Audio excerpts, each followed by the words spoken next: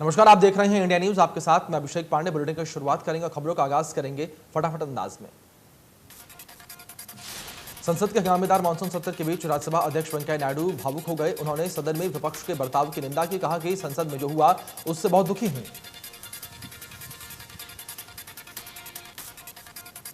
वेंकैया नायडू ने कहा कि कल जब कुछ सदस्य टेबल पर आ गए तो सदन की गरिमा को चोट पहुंची और वो पूरी रात नहीं सो पाए। राज्यसभा चेयरमैन ने विपक्ष की लगातार मांग पर कहा कि आप सरकार को इस बात के लिए फोर्स नहीं कर सकते कि वो क्या करे क्या नहीं।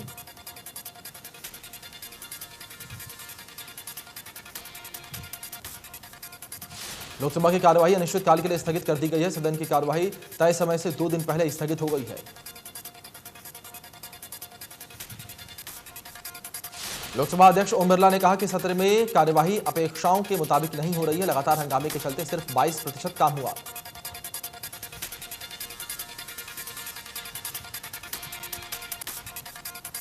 उन्होंने बताया कि सत्र के दौरान संविधान 127वां संशोधन विधेयक सहित कुल 20 विधेयक पारित किए गए, जबकि 66 सवालों के जवाब दिए गए।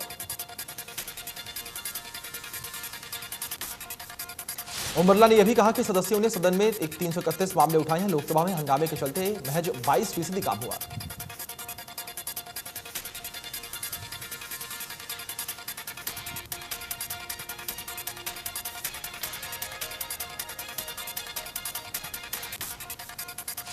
तीज महोत्सव के मौके पर सीएम मनोहर लाल ने लाडो की बगिया का शुभारंभ किया, जिसमें 500 युवतियों ने लाडो की बगिया में 500 पेड़ लगाए।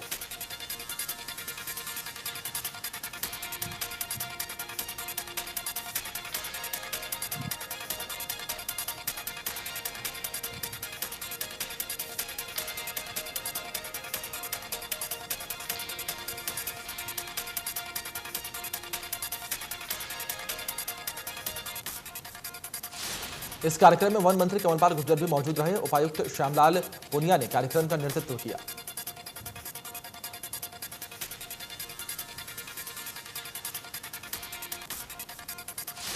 हरियाली तीज पर सीएम मनोहर लाल ने ट्वीट करके सभी को शुभकामना दी है। सीएम ने लिखा कि ईश्वर सभी पर अपनी असीम अनुकंपा बनाए रखें।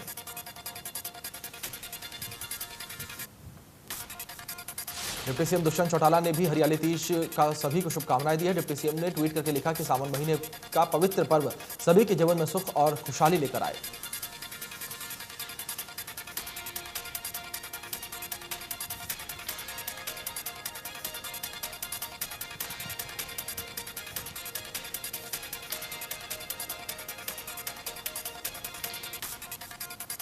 यमुनानगर महिला थाने में पहली बार तीज मनाई गई। एसएचओ, महिला पुलिस समेत सभी महिला पुलिस कर्मचारियों ने महिला पुलिस स्टेशन में तीज का त्यौहार मनाया।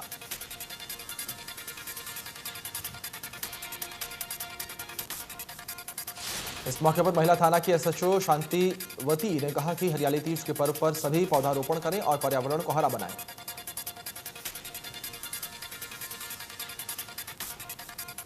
पहलवान भजन पुनिया ने पत्नी संगीता फोगाट के साथ एक तस्वीर शेयर करते हुए लिखा कि यह उनका नैतिक समर्थन और प्यार है कि जो उसे उत्कृष्टता के लिए अतिरिक्त बढ़ावा देता है।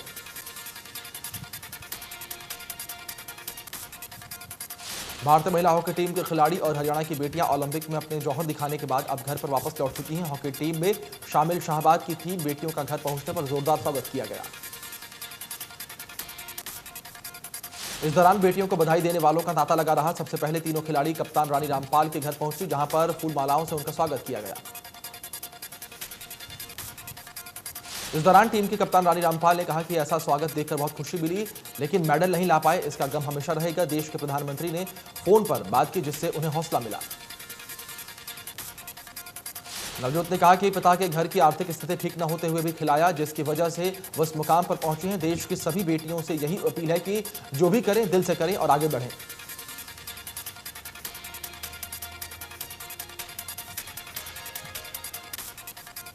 अमृतसर में भारतीय हॉकी टीम का स्वागत किया गया। प्रशासन ने अमृतसर एयरपोर्ट पर पहुंचने पर भारतीय हॉकी टीम के खिलाड़ियों को जोरदार स्वागत किया।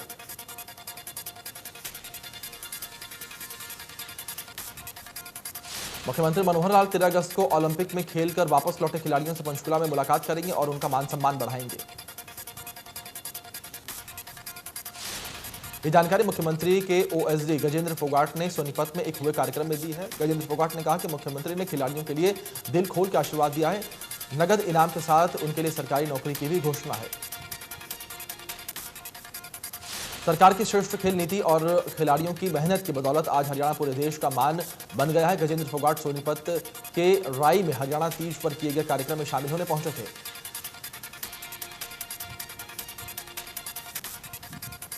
देश में फिर बढ़ने लगे कोरोना के नए केस। पिछले 24 घंटे में सामने आए 38 से ज्यादा नए केस। कुल मरीजों की संख्या 3,20,00,000 के पार।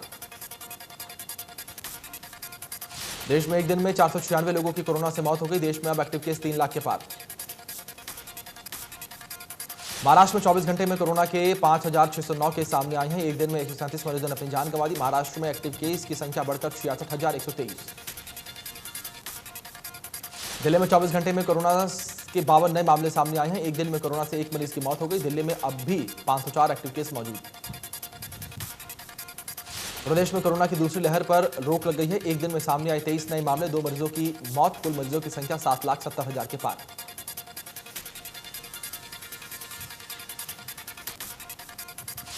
चंडीगढ़ प्रशासन ने आज से कॉलेज को खोलने की अनुमति दे दी है। हालांकि इसके लिए सभी कर्मचारियों और छात्रों को कम से कम 2 हफ्ते पहले कोरोना की एक डोज लेना अनिवार्य कर दिया गया था।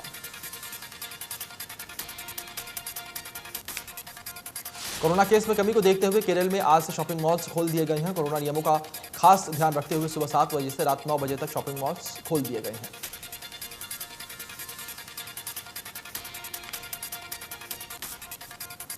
उत्तर प्रदेश की योगी आदित्यनाथ सरकार ने प्रदेश में चल रहे कोरोना टीकाकरण अभियान में थोड़ा बदलाव किया है। अब शनिवार को वैक्सीन की सिर्फ दूसरी डोज लगाई जाएगी, जबकि सोमवार से शुक्रवार तक सामान्य व्यवस्था जारी रहेगी। जब तक उत्तर प्रदेश में कुल 5.5 करोड़ टीके लगाए जा चुके हैं। इसमें 4.64 करोड़ लोगों ने टीके की पहली और 86.16 लाख लोगों ने दूसरी डोज लगवाई है। भारतीय कुश्ती महासंघ ने टोक्यो ओलंपिक खेलों के अभियान के दौरान अनुशासनहीनता के लिए स्टार पहलवान विनेश फोगाट को अस्थायी रूप से निलंबित कर दिया है। क्वार्टर फाइनल में बाहर हुई विनेश को नोटिस का जवाब देने के लिए 16 अगस्त तक का समय दिया गया है। टोक्यो खेलों में क्वार्टर फाइनल में हारकर बाहर हुई विनेश को नोटिस का जवाब देने के लिए 16 अगस्त तक का समय दिया गया है। इसमें अनुशासनहीनता के 3 आरोप लगाए गए हैं।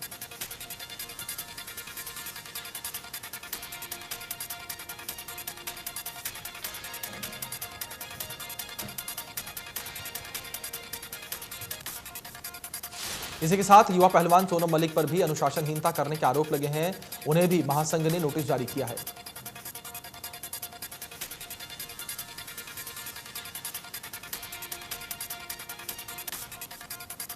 गुरुग्राम में अवैध कॉलोनी काटने का अंधा खेल अभी भी जारी है, लेकिन प्रशासन चुप्पी साधे हुए। बीजेपी हो या कांग्रेस, सभी पार्टियों के नेता अवैध कॉलोनी काटने के खेल में माहिर खिलाड़ी के तौर पर परफॉर्मेंस दे रहे हैं।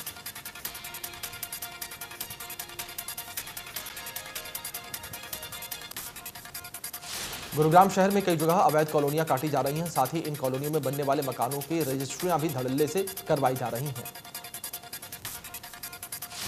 विभाग के इन्फोर्समेंट अधिकारी आरएस बाठ ने बताया कि पूर्व बीजेपी विधायक उमेश अग्रवाल से लेकर सीनियर डिप्टी मेयर के पति और पूर्व पार्षद गजय सिंह काबलाना के खिलाफ मामला दर्ज करवाकर कई अवैध कॉलोनियों को जमीनोजब्त किया गया। सीनियर डिप्टी मेयर के पति और पूर्व पार्षद समेत 20 लोगों के खिलाफ सेक्टर 65 थाने में एफआईआर दर्ज कराई गई है, जबकि पूर्व पार्षद गजय सिंह कबलाना के खिलाफ पहले से ही धनकोट इलाके में भी अवैध कॉलोनी बसाए जाने के मामले में एफआईआर दर्ज है, जिसको लेकर डीटीपी विभाग ने इसमें शामिल बिल्डरों को, जिसमें बीजेपी के पूर्व विधायक उमेश अग्रवाल के भाई राकेश अग्रवाल समेत कई लोगों को कारण बताओ नोटिस जारी किया गया है।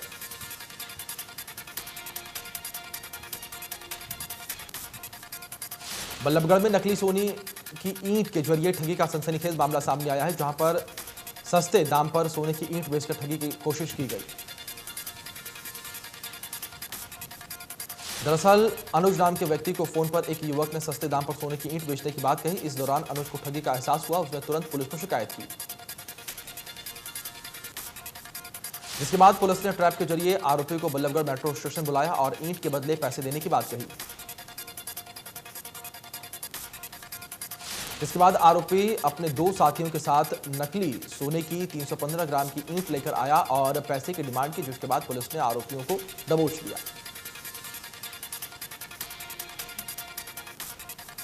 करनाल में स्टेट विजिलेंस की टीम ने 5,000 की रिश्वत लेते महिला पटवारी कानूनगो को उनके दलाल के साथ रंगे हाथों काबू किया।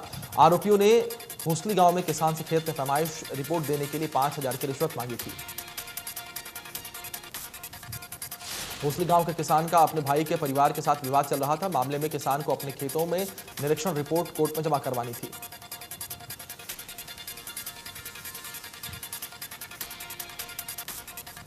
भूमि की पैमाइश और निरीक्षण रिपोर्ट बनवाने के लिए किसान पटवारी और कानूनगो से मिला और रिपोर्ट बनवाई। रिपोर्ट को जारी करने के एवज में पटवारी और कानूनगो ने 5,000 की रिश्वत की डिमांड की थी, जिसकी शिकायत किसान ने विजिलेंस विभाग को दी।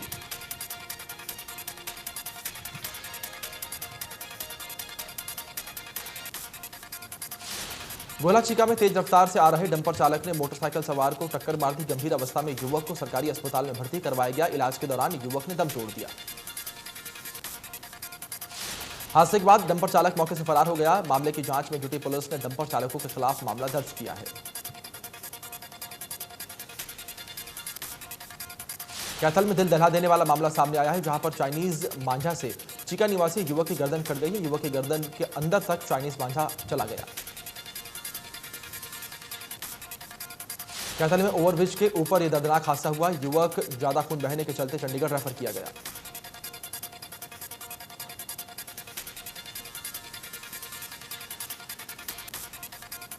गुरुग्राम के सेक्टर 57 में एक बाउंसर की गोली मारकर हत्या कर दी गई है। इस मामले में पुलिस ने मुख्य आरोपी अहाता संचालक अनिल कुमार को गिरफ्तार कर लिया है।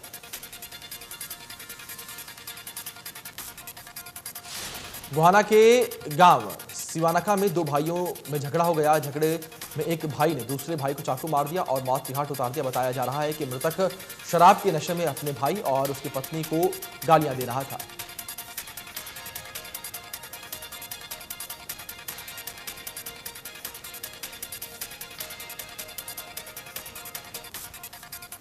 झज्जर के गांव में एक प्रवासी मजदूर की ज्यादा शराब पीने से मौत हो गई। पुलिस के अनुसार प्रवासी मजदूर राजू पिछले 8-9 साल से झज्जर के गांव महराना में रहता था और मजदूरी का काम करता था।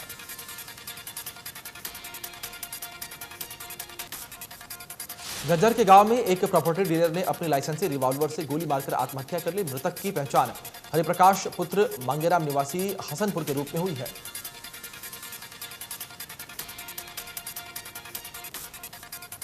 गोहाना रोहतक रोड पर स्थित ड्रेन पर एक 40 से 45 वर्षीय आदमी का शव मिलने से आसपास के इलाके में सनसनी फैल गई। पुलिस मौके पर पहुंची और जांच शुरू कर दी।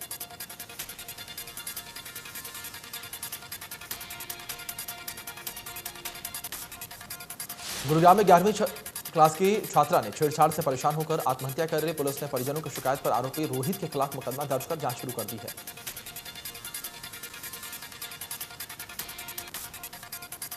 सीएम फ्लाइंग ने फतेहाबाद के गांव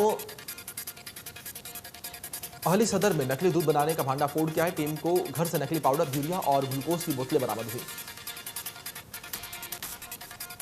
स्वास्थ्य विभाग की टीम ने मौके से करीब 6 क्विंटल दूध बरामद किया है। फूड इंस्पेक्टर ने दूध के सैंपल लेकर जांच के लिए भेज दिए हैं।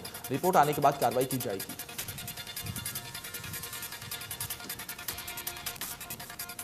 चरखी दादरी के गांव जगराम बास में पानी की बोरिंग खराब होने से गांव में 2 सप्ताह में पेयजल संकट बना हुआ। महिलाओं और गांव वालों ने खाली मटकों के साथ प्रदर्शन किया। गांव वाले पानी के लिए दूर दूर भटक रहे हैं। गांव वालों का कहना है कि कई बार जन स्वास्थ्य विभाग के अधिकारियों को शिकायत कर चुके हैं, लेकिन अभी तक सुनवाई नहीं हुई।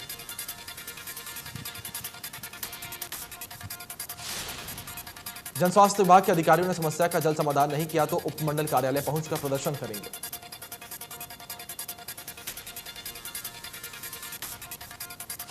सोना में हर साल लाखों रुपए खर्च होने के बाद भी बंदरों का आतंक लगातार जारी है। प्रशासन का उदासीन रवैया अब लोगों पर भारी पड़ने लगा है। बंदरों ने 13 साल की बच्ची को घर में घुसकर घायल कर दिया, जिसे सोहना के नागरिक अस्पताल में भर्ती करवाया गया। लोगों का कहना है कि बंदरों के उत्पात की वजह से कई लोग घायल हो चुके हैं।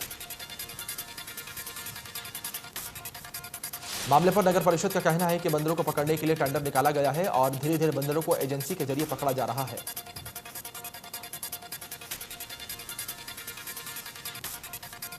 फरीदाबाद में पुलिस टीम ने इन्वर्टर मैकेनिक के साथ मारपीट करने के आरोप में दिनेश को गिरफ्तार कर लिया है। आरोपी दुकानदार से 1500 रुपए छीने भी थे।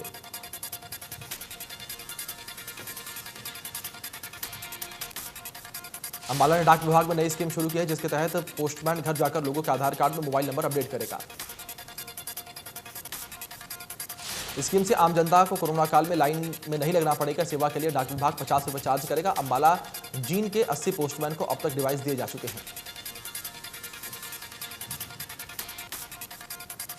रेवाड़ी के खंड जाटूसना में राजकीय उच्च स्कूल परिषद में बारिश का पानी जमा हो गया है। कोसली में बीजेपी विधायक ने बदहाल स्कूल का अधिकारियों के साथ जायजा लिया और पानी निकासी के निर्देश दिए।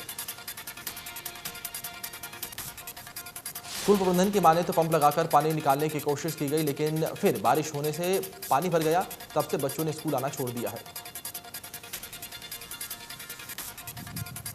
लंबे समय से चली आ रही मांगों को लेकर मिड डे मील वर्कर्स ने शहर में प्रदर्शन किया। उन्होंने उपायुक्त को ज्ञापन सौंपा।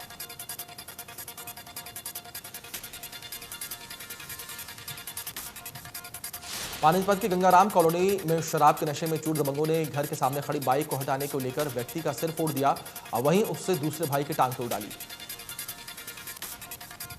पुलिस ने शिकायत देने के बाद अस्पताल में अपना मेडिकल करवाने पहुंचे पीड़ित से खफा आरोपी ने दोबारा घर में घुसकर पूरे घर में तोड़फोड़ कर डाली, जिसके बाद घर के अंदर खड़ी 2 बाइकों को भी तोड़ा गया। उपायुक्त शक्ति सिंह ने कहा है कि हरियाणा पहला राज्य है जहां पर सबसे ज्यादा झींगा मछली का उत्पादन करके किसान अच्छी आमदनी प्राप्त कर रहे हैं। किसान मछली पालन के कार्य को बढ़ावा दे रहे हैं। किसानों द्वारा 1 एकड़ भूमि में 3 से 4 महीने में ही 2 से 2.5 लाख से 3 लाख रुपए का मुनाफा किया जा रहा है, जो कि अन्य कृषि उत्पादों से दोगुना है।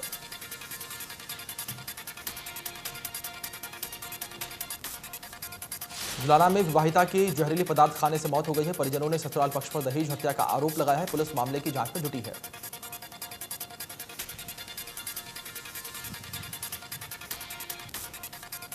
खोरी के बाद अब फरीदाबाद नगर निगम ने सूरजकुंड रोड पर बने फार्म हाउसों के खिलाफ कार्यवाही शुरू कर दी है। सुप्रीम कोर्ट ने आदेश दिया है कि वन क्षेत्र और पीएलपीए एक्ट के अधीन आने वाले अवैध निर्माणों को हटाया जाए।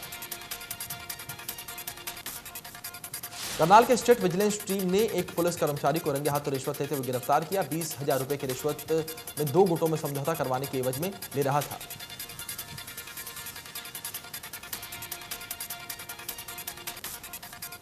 सिरसा जेल की बैराक नंबर 12 में कैदी से गांजा और नशीली गोलियां और एक जला हुआ मोबाइल बरामद हुआ है। इस मामले में जेल प्रशासन की शिकायत पर मामला दर्ज कर जांच पड़ताल शुरू कर दी गई है। टोहाना में सीआईए स्टाफ पुलिस ने गश्त के दौरान एक व्यक्ति को 2 अवैध पिस्तौल और जिंदा कारतूस सहित काबू किया है। पुलिस ने आरोपी के खिलाफ आर्म एक्ट के तहत केस दर्ज किया। रौतहट के कंसा गांव में शराब ठेके के पास चिकन कॉर्नर पर गोलीबारी हुई है। फायरिंग में चिकन कॉर्नर संचालक की मौत हो गई। पुलिस मामले की जांच पड़ताल में जुटी। वारदात में मृतक के चचेरे भाइयों को भी गोली लगने लगी है। दोनों को इलाज के लिए पीजीआई में दाखिल करवाया गया। पुलिस का कहना है कि मामले आपसी रंजिश का है। गांव के ही युवक पर हत्या का आरोप है। केंद्र सरकार की ओर से जल्द लाए जाने वाले बिजली विधेयक को लेकर बिजली विभाग के कर्मचारियों ने नाराजगी जताई है। जज्जर में बिजली विभाग के कर्मचारियों ने 2 घंटे की सांकेतिक हड़ताल की। कर्मचारी कार्यालय के गेट के सामने धरने पर बैठे और सरकार के खिलाफ जमकर नारेबाजी की। कर्मचारियों का कहना है कि सरकार बिजली विधेयक के जरिए बिजली विभाग का निजीकरण करना चाहती है, जिससे कर्मचारियों को और लोगों को नुकसान होगा। कर्मचारियों का कहना है कि अगर सरकार ने कर्मचारियों की मांगे नहीं मानी तो वह वर्क सस्पेंड करके इतना ही नहीं अनिश्चितकालीन हड़ताल पर भी चले जाएंगे।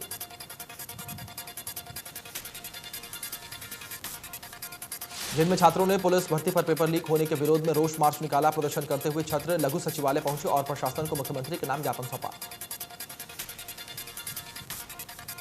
इस दौरान छात्रों ने कहा कि सालों से HSSC की परीक्षाओं की तैयारी कर रहे थे, जबकि हमारे सभी पेपर सरकार के ढीले रवैये की वजह से लीक हो रहे हैं। अब हमारी फॉर्म भरने की उम्र भी निकल चुकी है। जिन्होंने पेपर लीक करवाया उन अधिकारियों और कर्मचारियों के खिलाफ सख्त कार्रवाई की जाए, ताकि आगे इस तरह के पेपर लीक ना हो।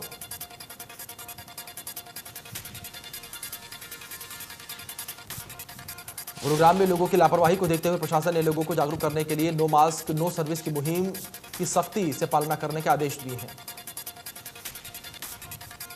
बिना मास्क किसी भी व्यक्ति को पब्लिक और प्राइवेट ट्रांसपोर्ट में सफर की अनुमति नहीं दी जाएगी। साथ ही सरकारी और निजी प्रतिष्ठानों में भी कोई सेवा और सामान नहीं मिलेगा। ना ही बिना मास्क के व्यक्ति को मॉल, सिनेमाघर या किसी भी कार्यालय में प्रवेश करने दिया जाएगा।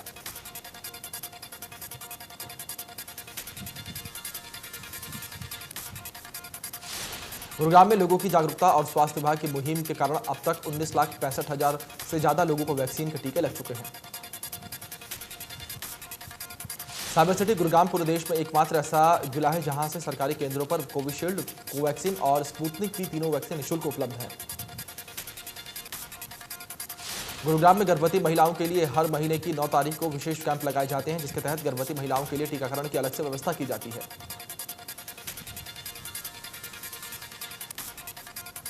बसों को चलाने वाले यात्रियों की राह जल्द आसान होने जा रही है। हरियाणा रोडवेज के बेड़े में परिवहन विभाग 800 नई बसें शामिल करने जा रहा है। पिछले काफी समय से हरियाणा के सभी डिपो में बसों की कमी थी।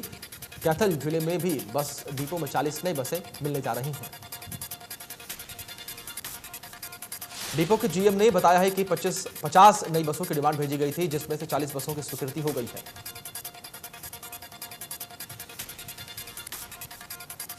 राजधानी दिल्ली में लर्निंग ड्राइविंग लाइसेंस समेत 32 सेवाएं लोगों को घर बैठे मिल सकेगी। अब लोगों को कामों के लिए आरटीओ कार्यालय जाने की जरूरत नहीं होगी।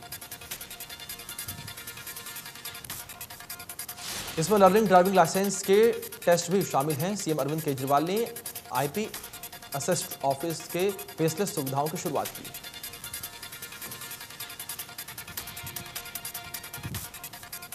फरीदाबाद में कोरोना की तीसरी वेव को लेकर स्वास्थ्य विभाग अलर्ट है। इसको लेकर जिला सिविल अस्पताल परिसर में 96 बेड का आधुनिक अस्पताल लगभग तैयार कर लिया गया है। इस अस्पताल में केवल कोरोना के पेशेंट ही रखे जाएंगे और साथ ही यहां पर ऑक्सीजन के अन्य सभी सुविधाएं उपलब्ध रहेंगी।